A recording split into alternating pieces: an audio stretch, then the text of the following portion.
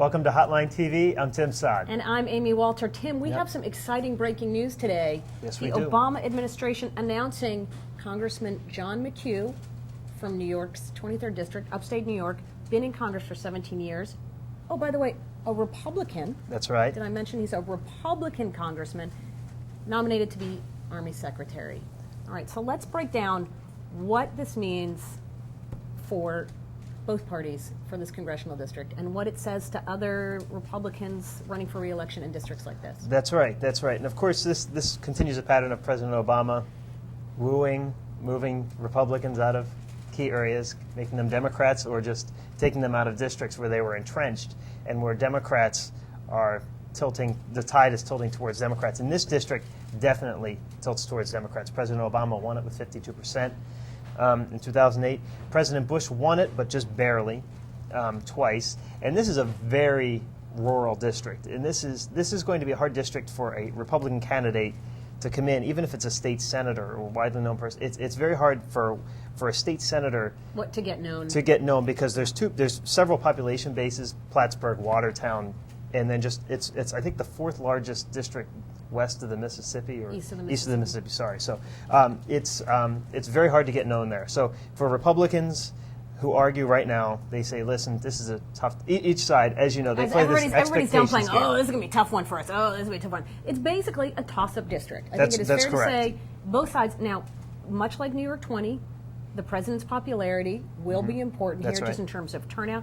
It also seems that this is the White House's attempt to just drive a stake in the heart of Republicans politically. You know, just to say, no matter what you think you're going to do in 2010, That's right. we're going to be there undercutting you at every turn. That's right, and it's I think it's reminiscent how the Bush White House was 2000, 2002, around that time. Just, you know, going in and doing the hard work, and something we haven't seen from the White House in 6 years. Right. And it definitely is showing it in these districts, these types of districts. Republicans, there is no math to 218.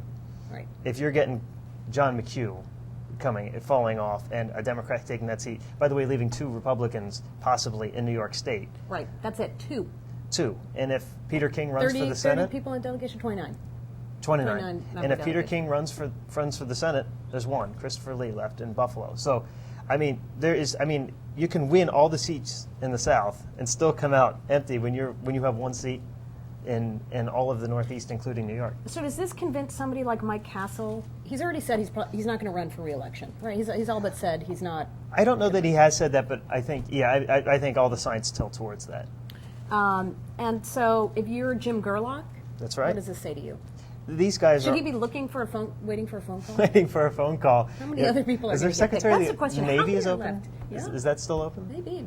Joe Sestak might get that position. That's right. Now that's Oh, a good way to that's- clean that primary that's out. right. Just put him in there. That's right. So there's some names floating around for this seat. There's Daryl Albertine. I've been wanting to say Albertine. You've been wanting to say Tedesco. I've been wanting to say You've Tedesco. missed That's right. that name because we had such great headlines. You had such great headlines. We did. There's some candidates Panic here. at the Tedesco, etc. That's right. That's right. And Tedesco stew and all these things Right. for Simpson fans. But Daryl Albertine is the state senator in that district. He just won. This is a D or an R? He's a D. He just won an election. Of course, if he runs, the state Senate is split down the middle with one seat favoring the Democrats. If he runs and wins, Democrats could lose that seat. So that's one reason why he may not run. There's not a deep bench otherwise for Democrats. For Republicans, Betty Little, state senator who was in contention for the New York 20 special election, she said no, she's not running for this seat.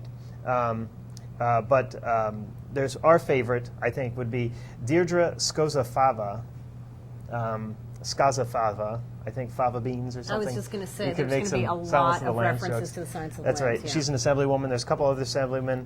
And Ray Meyer, who ran in New York 24 in 2006 in an open seat there and lost, a Republican. He may also run here as well. So there's a deep bench for Republicans. The problem is, though, is this seat tilting, like it was in New York 20, tilting too far towards Democrats in order to catch that falling knife. Well, the good news for both sides is it's a cheap media market, which means they can afford to go up That's on TV. right. Actually, good news for media consultants. All right. That's right. We will obviously have much more on this as this race develops. I'm wondering, just how many more special elections is Governor Patterson going to preside over? For That's God's right. sakes, he's already had 2 and a Senate And seat.